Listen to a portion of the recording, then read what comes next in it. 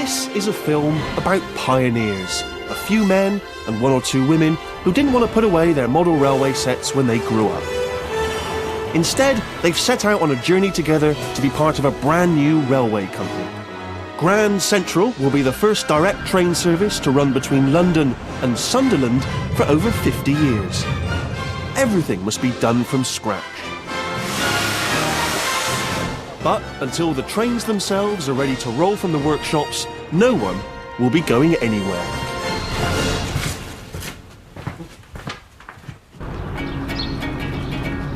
Grand Central Railway Company was set up by Ian Yeowart, a vintage motorcycle enthusiast and third-generation railwayman who's been trying to set up his own train service ever since privatisation over 10 years ago. The only people who ever started a real train company from scratch, well, over 100 years ago. This is brand new from scratch, and it's really exciting.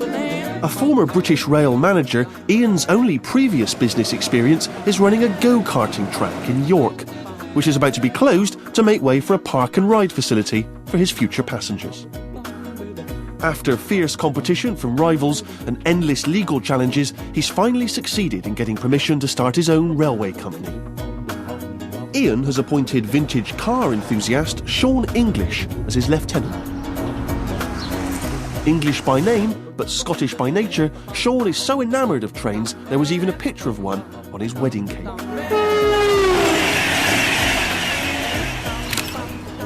Some mornings I wake up and have to sort of pinch myself that we're actually got a unique opportunity to be involved in this. It's historic. It's like being a young footballer and having a dream running out at Wembley or Hampden Park if you're from Scotland. Good morning, Grand Central, can I help you? It's September 2006 and Sean and Ian are installed in makeshift offices on the ground floor of a terraced house near York railway station. English people have this humour bypass at birth, so when they're born, they lose all sense of humour. And they carry that for the rest of their life. My wife's English. Why is it that in Britain, that most of the sort of prominent people that are running the country are Scottish? Look at your best football team managers. They're Scottish. So, get it right up you. I'll make your tea. Hello, Grand Central. At this stage, they've got no other staff and only one telephone line. We're no sophisticated. There's one line, one fax. That's it. For the time being, obviously. But they're not working entirely alone. On hand is mascot and muse Marilyn Monroe, who will eventually adorn the Grand Central trains. This is what we want everyone to see when you walk in any of our places, you know. It's quite important. We want people to buy into it as well, this image. This sort of, you know, glamorous image that we want for the train company. A launch date of December the 10th, 2006 has been announced. With 12 weeks to go, there's no time to build everything from scratch, so Sean and Ian have come to look at some trains that they plan to lease and paint in Grand Central colours. For the guys who work here, of course, just a bit of hardware, but for us, this is everything we work for the last 6 or 7 years. To stand here with HST's real trains that will drag people about 125 mile an hour is a bit different than my very first train set. I suppose it's every schoolboy's dream, isn't it, ultimately, to do it?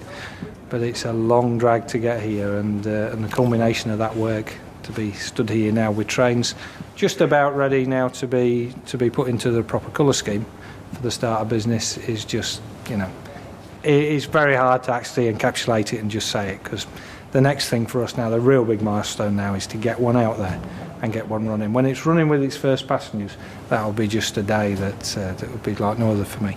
I was just sort of getting a bit nervous thinking about launch date 10th of December because there's a hell of a lot to be done and it's actually quite scary.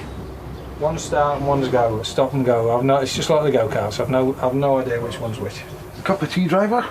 Yes, please. Hold on. Yeah, 2 sugars. 2 sugar? Yeah, well, actually, if we drive, then we'll perhaps have 4 or 5 sugars. Tonic's tea cake? Don't forget to put your earmuffs on. But these initial plans prove overly optimistic, and the deal to lease trains falls through at the last minute. The people of Sunderland must patiently wait, with nothing but memories to sustain them.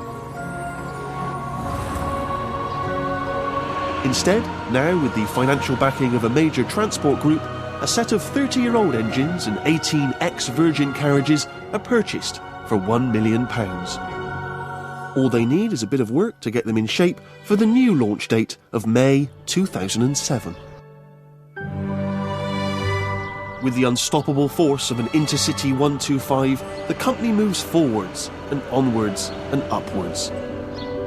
Managerial staff come on board. Hello, Grand Central. Ian's son Neil, and Robin, and Peter, and in their turn Robin and Peter interview others who want to join the great Grand Central bandwagon.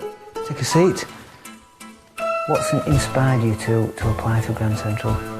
I'm a bit of a train enthusiast. I don't know if that's good. I am a bit unorganised at times, which is why I set off 3 hours early to get this interview. I've been stood around the corner for about half an hour. What do you describe as your personal strengths and weaknesses then? Well, I don't really have any weaknesses, really.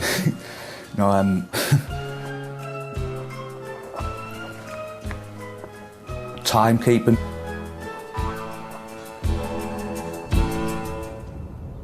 It's February 2007, and with 3 months to go before the launch, all the newly hired drivers are gathered together for day one of their training programme.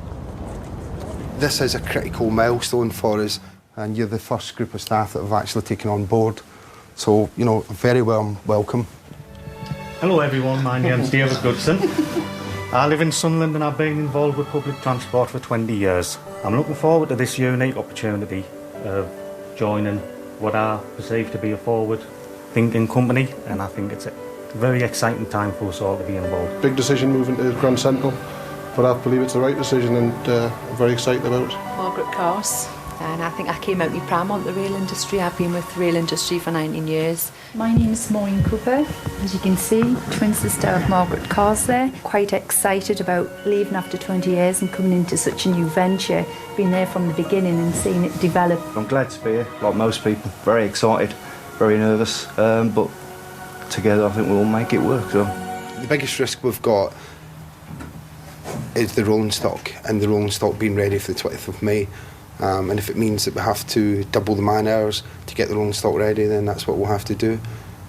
It's fine having 33 members of staff to manage trains, but if you don't have a train, you're in trouble.